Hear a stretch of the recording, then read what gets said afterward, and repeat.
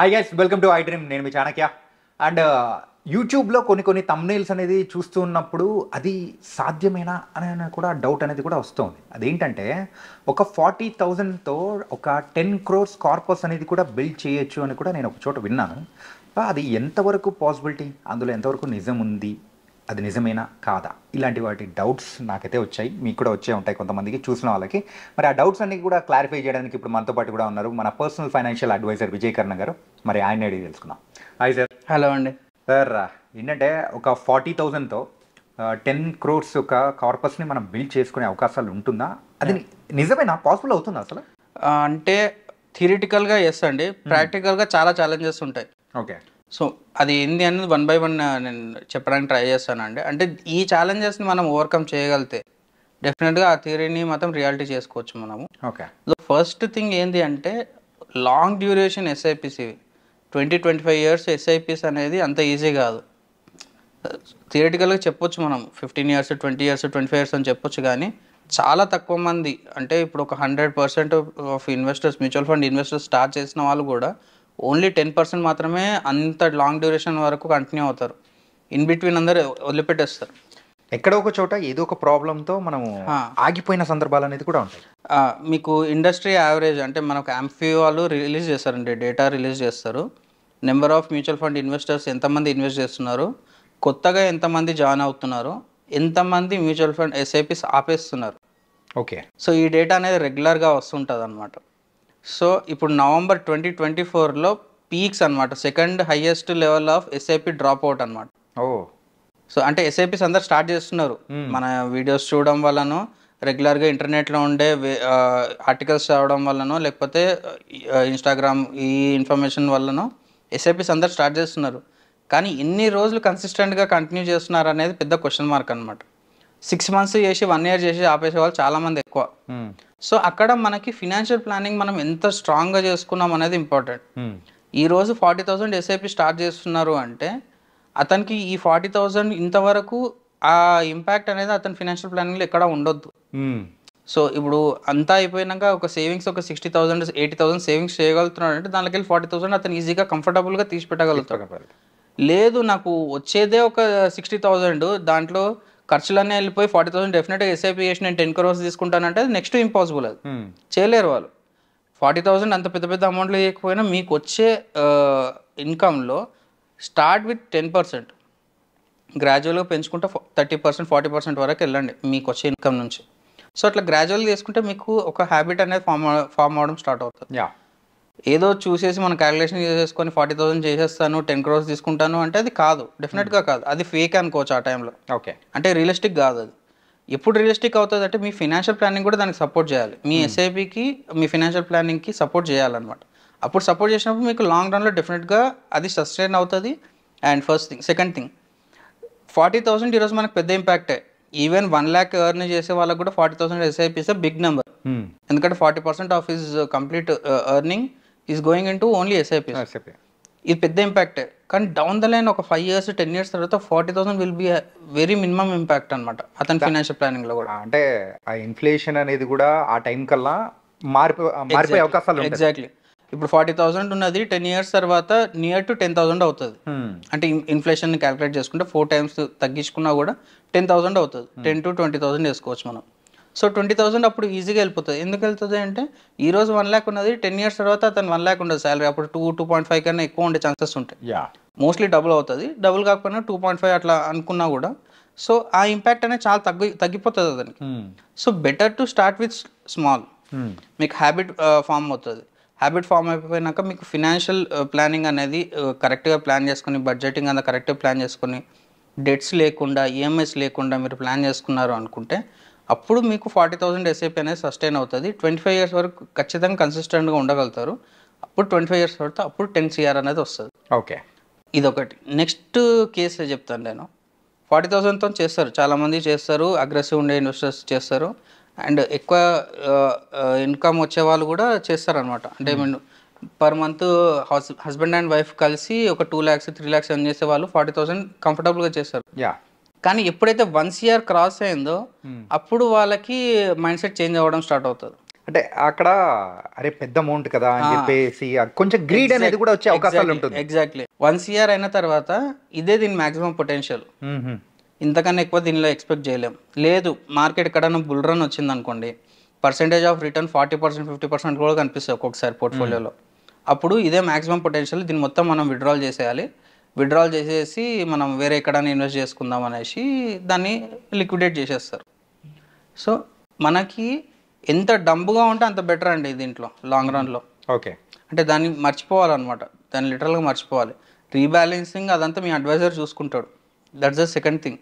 కానీ మీరు as an investor దాన్ని మీరు ఏం చేయకుండా ఉండడమే will be the biggest advantage అనమాట. సార్ ఇప్పుడు ఫర్ ఎగ్జాంపుల్ 1 crore అనేది మనము ఇన్వెస్ట్ చేస్తూ వెళ్తున్నప్పుడు 1 crore రీచ్ అయినప్పుడు మీరు అన్నట్టు విత్డ్రాల్ అనేది చేస్తూ ఉంటారు.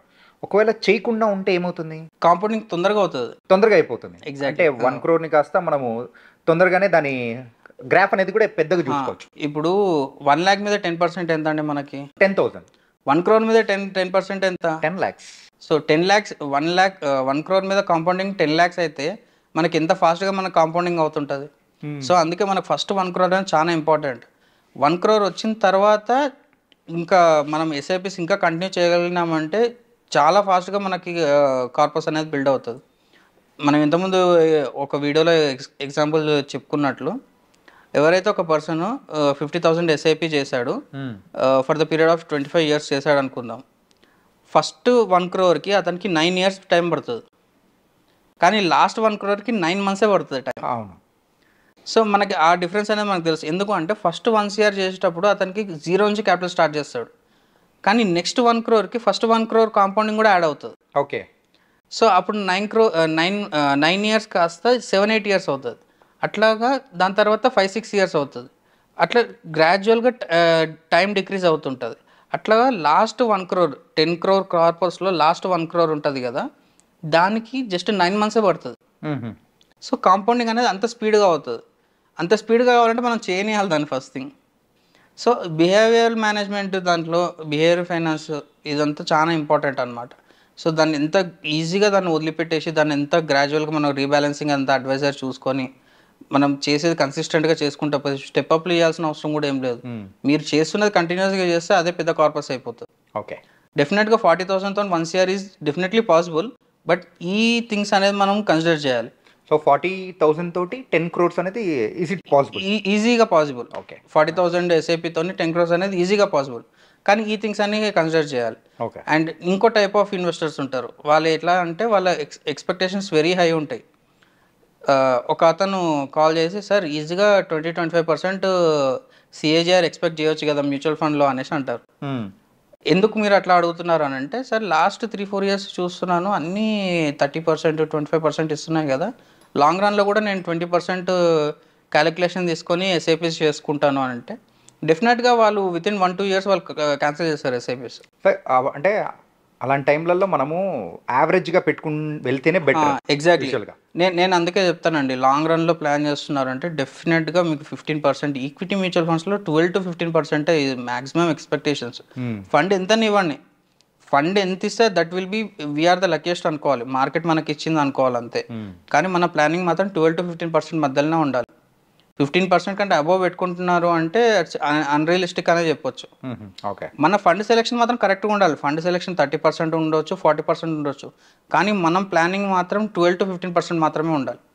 చాలామంది వేరే వీడియోస్లో కానీ వేరే వాటిలలో కూడా వాళ్ళు డైరెక్ట్గా 20% 25% వేసుకోండి ఇన్ని క్రోర్స్లో వస్తుంది అని చెప్తారు. అంత పర్సంటేజ్ వేసుకుంటే మీరు అన్ని రోజులు ఎస్ఐపీలు చేయలేరు మీరు, ఎందుకంటే ఎవ్రీ ఇయర్ అంత పర్సంటేజ్ ఉండదు. సిఏజిఆర్ అంటే ఆన్ అన్ యావరేజ్గా మీకు 15% రావడం, ఎవ్రీ ఇయర్ 50% రావడం కాదు. ఓకే. సో ఒక ఇయర్ 20% వస్తుంది, ఒక ఇయర్ 10% వస్తుంది. 25% వచ్చినప్పుడు ఎవరు ఏం పట్టించుకోరు, కానీ 10% వచ్చినప్పుడు స్టాప్ చేసేస్తారు ఎస్ఐపిస్. సో ఈ థింగ్స్ అనేది మనం కన్సిడర్ చేయాలి. And last kind of investors ఎలా ఉంటారు అంటే, మార్కెట్ని టైం చేస్తాము మేము అనేసి అనుకుంటారు. అంటే మార్కెట్ ఎప్పుడైతే హై ఉందో మేము ఇన్వెస్ట్మెంట్ చేయము, మార్కెట్ లో ఉన్నప్పుడు ఎక్కువ ఇన్వెస్ట్మెంట్ చేస్తాము అనేసి అంటారు. రెగ్యులర్గా వచ్చే క్వైరీ అండి ఇది నాకైతే క్లయింట్స్ దగ్గరికి వెళ్ళి, సరే ఇప్పుడు మార్కెట్ ఎట్లా ఉంది, మార్కెట్ ఎక్కువ ఉంటే మేమేమి ఇన్వెస్ట్ చేయము, మార్కెట్ డౌన్ ఉంటే చెప్పండి మేము ఇన్వెస్ట్ చేస్తాం, వితిన్ 6 months 1 year మేము ప్రాఫిట్ తీసుకుంటాము అనేసి అని. మార్కెట్ని ఎవరు ప్రిడిక్ట్ చేయలేరండి. కొన్ని ప్రోవర్బ్స్ కూడా ఉన్నాయి, ఉమెన్ని స్టాక్ మార్కెట్ని ఎవరు అంచనా వేయలేరు. అంచనా లేరా? సో అట్లా మార్కెట్ ఇది లో ఉందని మీరు అనుకుండవచ్చు, ఇంతకన్నా ఇంకా ఎక్కువ లో కూడా పోయే ఛాన్సెస్ ఉంటాయి. లేకపోతే ఇది హై అనుకుండవచ్చు మీరు, ఇంతకన్నా ఎక్కువ హై పోయే ఛాన్సెస్ కూడా ఉంటాయి. సో మార్కెట్ని ఎప్పుడు ప్రిడిక్ట్ చేయొద్దు మనం. మన ప్లానింగ్ మాత్రం పర్ఫెక్ట్గా ఉండాలి. Yeah. ఎంత టెన్యూర్కి వెళ్తున్నాము, ఎంత డ్యూరేషన్లో ఉంటాము, ఎంత ఎస్ఐపిఎస్ చేసుకుంటున్నాం, లేకపోతే ఎంత లంసం చేస్తున్నాం అని మన ప్లానింగ్ పర్ఫెక్ట్గా ఉండాలి. దాని ప్లస్ 1 year ప్లస్ 2 years వేసుకుంటే ఇంకా సేఫ్ సైడ్లో ఉంటారు. ఓకే. కానీ ఈ మార్కెట్ తక్కువ ఉన్నప్పుడే నేను ఇన్వెస్ట్ చేస్తాను, మార్కెట్ ఎక్కువ ఉన్నప్పుడు ఇన్వెస్ట్ చేస్తాను అంటే you will miss out the time opportunity. మనం కాంపౌండింగ్లో ఇంతకుముందు వీడియోలో మాట్లాడుకున్నట్లు పర్సంటేజ్ ఆఫ్ రిటర్న్ కంటే నెంబర్ ఆఫ్ ఇయర్స్ అనేది చాలా ఇంపార్టెంట్. నెంబర్ ఆఫ్ ఇయర్స్ మీరు కోల్పోతే పర్సంటేజ్ ఆఫ్ రిటర్న్ మీరు ఎంత పెంచినా కూడా మీకు అక్కడ లాభం ఉండదు అనమాట. సో ఇవన్నీ ప్రాక్టికల్ ఎగ్జాంపుల్స్ అనమాట. ఓకే. సో 40,000 నుంచి 10 CR is not at all impossible అనమాట. It's really highly possible. Only thing ఈ థింగ్స్ మీరు ఈ కేటగిరీలో మీరు ఉండొద్దు అంతే. ఓకే. డెఫినెట్గా ఇట్స్ పాసిబుల్ అండి. Nice sir. తనకైతే ఒక 40,000తో మనము 10 crores కార్పస్ అనేది కూడా పెట్టుకోవచ్చు, చేయొచ్చు అనేది కూడా Yes. ట్రూ అని కూడా వివరించారు. Yeah, thank you so much Vijay garu. Thank you అండి. గైస్, మరైతే ఈ యొక్క వీడియో ద్వారా కూడా మీకు ఇంకా బోల్డ్ అని డౌట్స్ ఏదైనా వచ్చాయి అంటే వెబినార్ త్రూ కూడా మీకు మీ డౌట్స్ని క్లారిఫై చేయడానికి కూడా విజయ్ గారు ఎప్పుడు రెడీగా ఉంటారు. సో ఇలాంటి వీడియోస్ కానీ డౌట్స్ ఉంటే మీరైతే కామెంట్ సెక్షన్లో కూడా మీ డౌట్స్ని కూడా క్లారిఫై చేసుకోవచ్చు. సో మరో ఇంటర్వ్యూతో మళ్ళీ కలుద్దాం. అంతవరకు take care. This is your Chanakya.